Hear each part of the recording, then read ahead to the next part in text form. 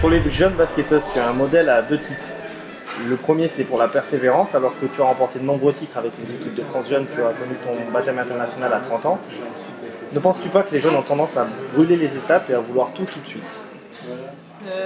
Non, je pense que voilà, il y a des gens qui sont prêts à jouer au niveau rapidement quand ils sont jeunes, et puis il y en a qui ont besoin d'un peu plus de temps. On est tous différents. Moi, pour y arriver, il a fallu que je travaille, peut-être un petit peu plus que les autres, mais c'est vrai que ça fait partie du jeu. Donc voilà, on travaille, on prend du plaisir et on a des objectifs en tête.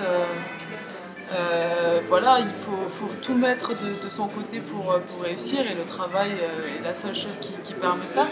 Donc voilà, chacun évolue à son rythme, chacun avec ses qualités, ses défauts. Donc il faut, si on a la chance d'être très jeune, il faut en profiter, sinon il faut travailler. Et bon, voilà, si on a un petit peu de chance, on réussit. Si on n'en a pas, on réussit peut-être un peu moins, mais au moins on a mis toutes les chances de son côté, on n'a pas de regrets à avoir.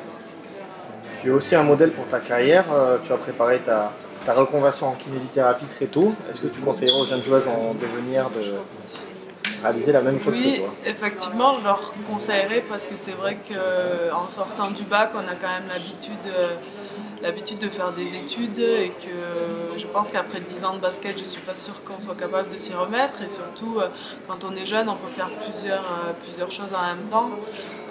La fatigue, on la ressent moins quand même quand on a 20 ans que quand on en a 30. Et puis voilà, moi j'ai fait mes études aussi parce que mes parents, c'était quelque chose d'important pour eux. Ils voulaient vraiment que le basket, ça c'était mon problème, mais les études c'était vraiment le leur, et ils ont vraiment insisté sur ce point-là. Et aujourd'hui, je ne peux que leur dire merci, parce qu'une fois que le basket se sera terminé, je sais ce que je vais faire, et c'est vrai que c'est vraiment une sécurité à tout moment de la carrière, quand des fois on ne sait pas trop ce qu'on veut faire ni où aller.